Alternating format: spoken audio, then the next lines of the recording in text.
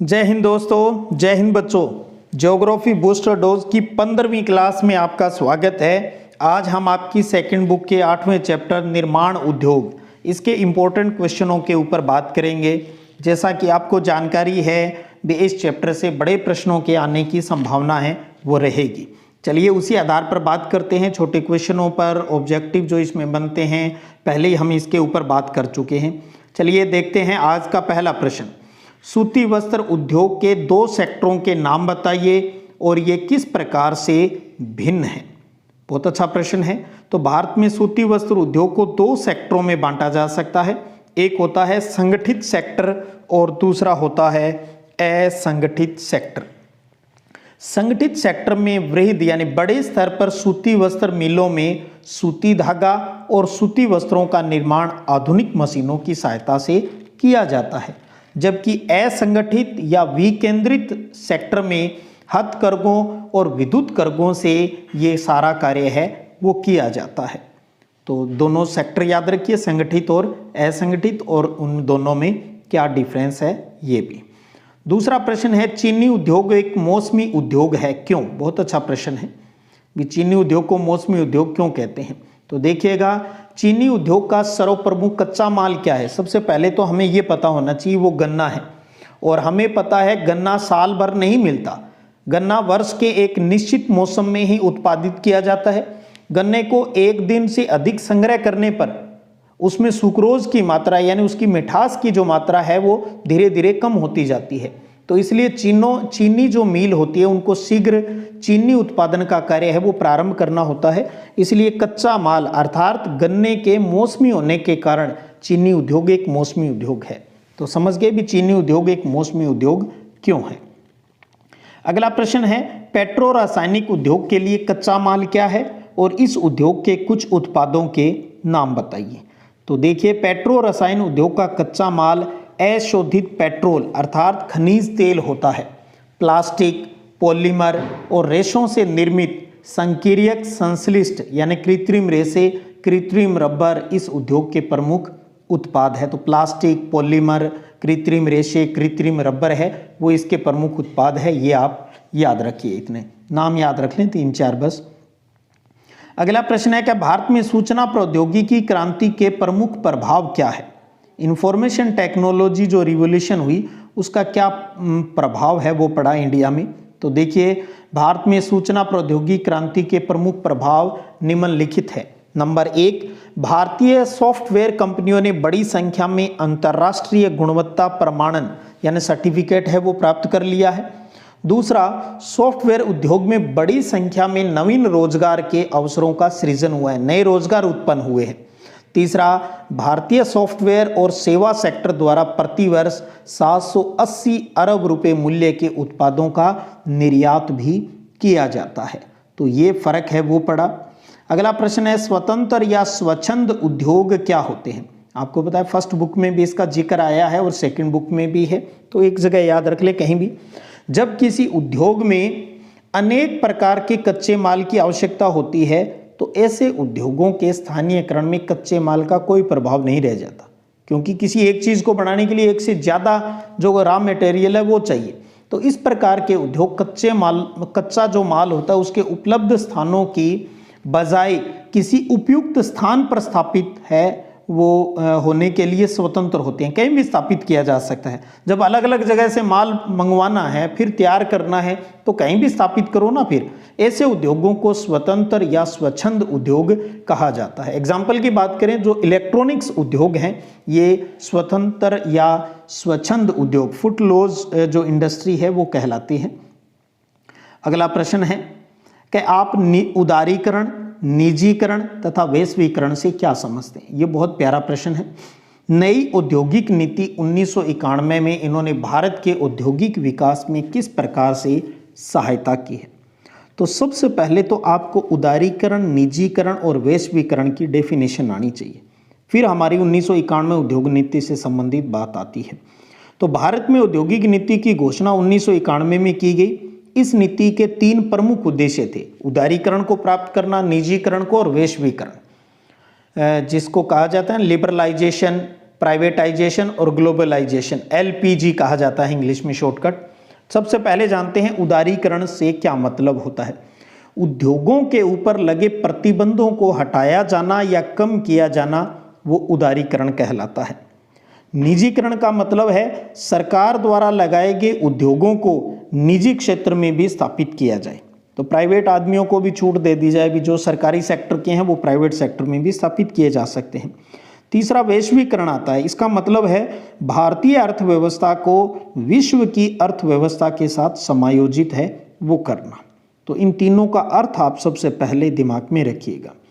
फिर बात आती है उदारीकरण, निजीकरण और वैश्वीकरण का भारत के औद्योगिक विकास में क्या सहयोग रहा। तो जानिए, उदारीकरण, निजीकरण और वैश्वीकरण भारत की औद्योगिक नीति 1991 के प्रमुख लक्ष्य रहे। ऊपर भी हमने इसकी बात की।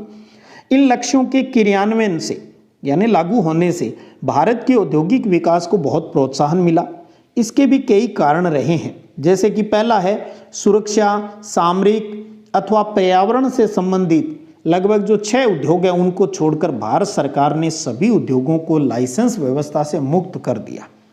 चलिए क्या स्टार्ट कीजिए, आप भी कोई भी स्टार्ट करें। 1956 में से सार्वजनिक सेक्टर के लिए सुरक्षित उद्योगों की संख्या को 17 से घटाकर 4 कर दिया। इस प्रकार 13 उद्योगों के लिए निजी क्षेत्र के दरवाजे सरकार द्वारा खोल दिए गए।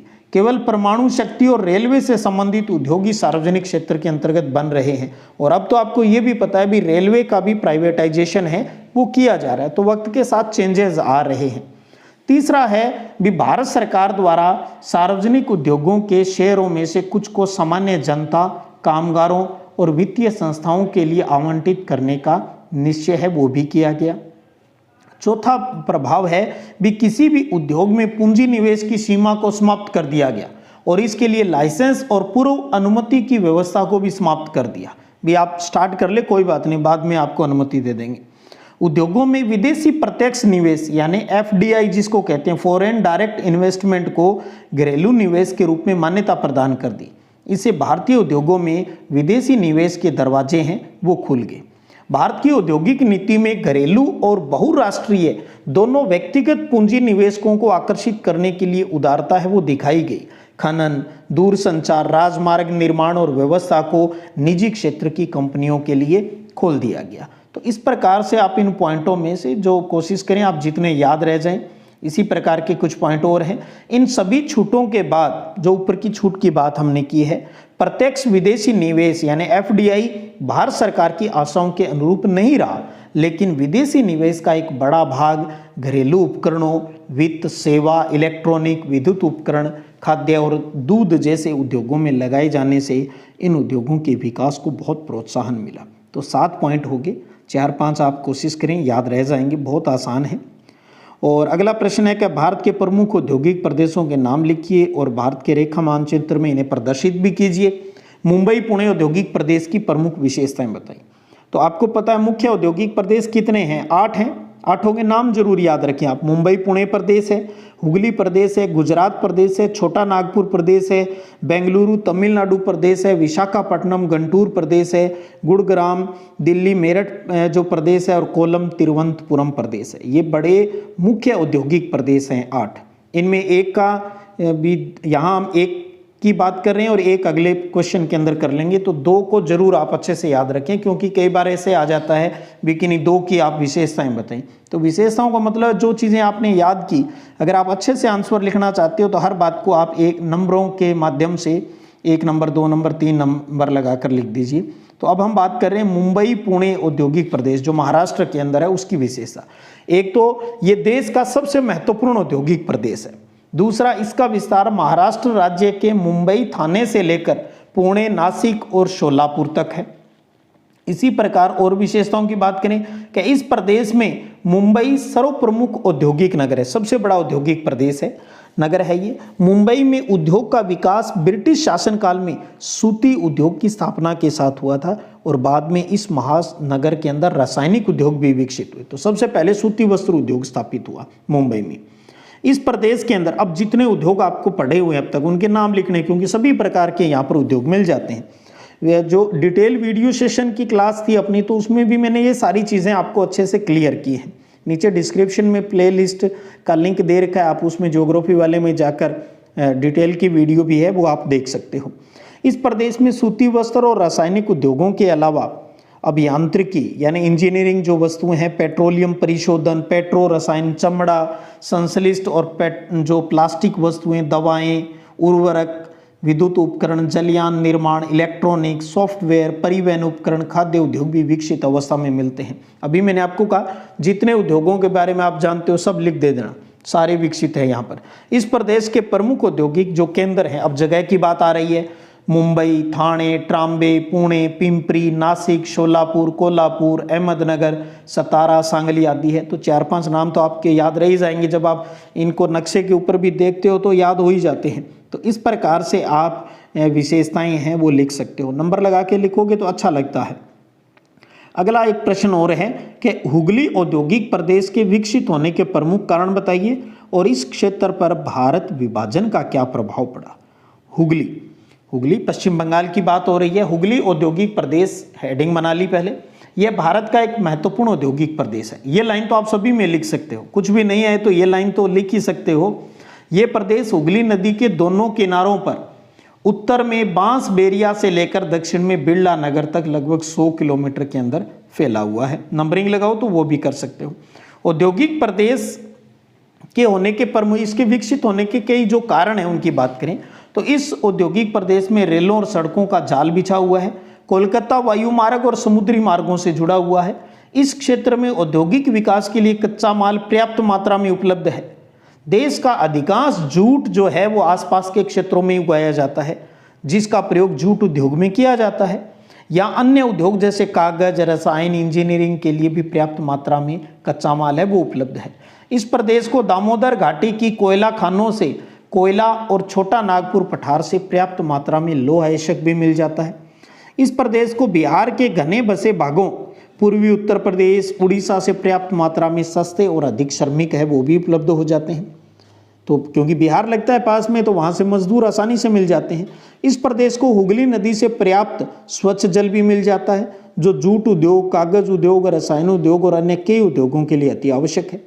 कोलकाता यहाँ का एक महत्वपूर्ण बंदरगाह है, जिससे इस क्षेत्र को आयात निर्यात की सुविधाएं भी प्राप्त हो जाती हैं। तो ये बातें इसमें लिख सकते हो। फिर बात प्रश्न एक और था ना इसके अंदर ही, क्या हुगली औद्योगिक प्रदेश पर भारत विभाजन का क्या प्रभाव पड़ा। देश का बंटवारा हुआ 1947 के अंदर, तो क्या हुआ, तो हुगली औद्योगिक प्रदेश का सबसे बड़ा उद्योग जूट था। भारत के लगभग 90% जूट से बनी वस्तुओं का निर्माण इसी क्षेत्र में होता था। और जब 47 में भारत के विभाजन के साथ अधिकांश जूट उत्पादक जो क्षेत्र थे वो बांग्लादेश में चले गए, जो स्टार्टिंग में पूर्वी पाकिस्तान कहलाता था, जिससे यहाँ के जूट उद्योग को कच्चा माल प्राप्त करने में कठिनाई उत्पन्न हुई। इस समस्या को इस प्रदेश में और अन्य प्रदेशों में अधिक मात्रा में जूट उत्पादित करके फिर सुलझाया गया। फिर अन्य जो इंडियन क्षेत्र थे वहाँ पर जूट का प्रोडक्शन बढ़ाया गया ताकि जूट उद्योग है वो वापिस है वो पनप सके इंडिया के अंदर। तो इस प्रकार से आप अपने विचार हैं वो लिख सकते हो इसमें। अगला प्रश्न है बहुत इंपॉर्टेंट, कि भारत में उद्योगों की अवस्थिति को प्रभावित करने वाले 4 कारकों की विवेचना कीजिए। चाहे भारत की बात हो चाहे विश्व की बात हो, ये काफ़ी इंपॉर्टेंट प्रश्न रहता है। तो पहले आप हेडिंग बना सकते हो और फिर आप एक एक पॉइंट, जैसे नंबर 1 कच्चा माल, इसको अंडरलाइन कर दें। सामान्यतः उद्योग उन्हीं स्थानों पर स्थापित किए जाते हैं जहाँ कच्चा माल आसानी से उपलब्ध होता है। मुख्य रूप से जिन उद्योगों में भार ह्रास वाले कच्चे माल प्रयुक्त किए जाते हैं, ये उद्योग कच्चे माल के स्रोत के समीप ही लगाए जाते हैं, जैसे लौह इस्पात उद्योग, चीनी मिल है वो आती है। दूसरा प्रमुख फैक्टर है वो है बिजली का, यानी शक्ति, पावर का। किसी भी उद्योग की स्थापना से पूर्व उद्योग की मशीनों के संचालन के लिए शक्ति, बिजली की आपूर्ति सुनिश्चित कर ली जाती है। शक्ति के प्रमुख साधन जिनसे हमें एनर्जी मिलती है, कोयला हो सकता है, पेट्रोलियम, जल विद्युत, प्राकृतिक गैस, परमाणु ऊर्जा है। लौह इस्पात उद्योग कोयले पर निर्भर करता है, इसलिए ये उद्योग कोयले की खानों के निकट ही स्थापित किया जाता है। एल्यूमिनियम उद्योग और कृत्रिम नाइट्रोजन उद्योग जैसे अधिक शक्ति उपयोग करने वाले उद्योगों की स्थापना भी शक्ति स्रोत के समीप की जाती है। ये बड़ा इंपॉर्टेंट प्रश्न रहता है भी, एल्यूमिनियम उद्योग की स्थापना मुख्यतः कहाँ पर की जाती है, तो ध्यान रखिए क्योंकि उसके लिए शक्ति यानी बिजली ज़्यादा चाहिए, तो बिजली की प्राप्ति के जो साधन जहां आसानी से मिल जाए वहीं पर एल्यूमिनियम उद्योग ज़्यादा स्थापित किया जाता है। और आपको ये भी याद होगा एल्यूमिनियम का मुख्य आयस्क कौन सा होता है, बॉक्साइट है। तीसरा फैक्टर है बाजार। भारी उत्पाद वाले जो उद्योग है जैसे भारी मशीन के औजार, भारी रसायन की स्थापना उच्च मांग क्षेत्रों के समीप ही की जाती है जहां डिमांड ज़्यादा होती है, इसलिए इन उद्योगों को बाजार अभिमुख उद्योग भी कहा जाता है।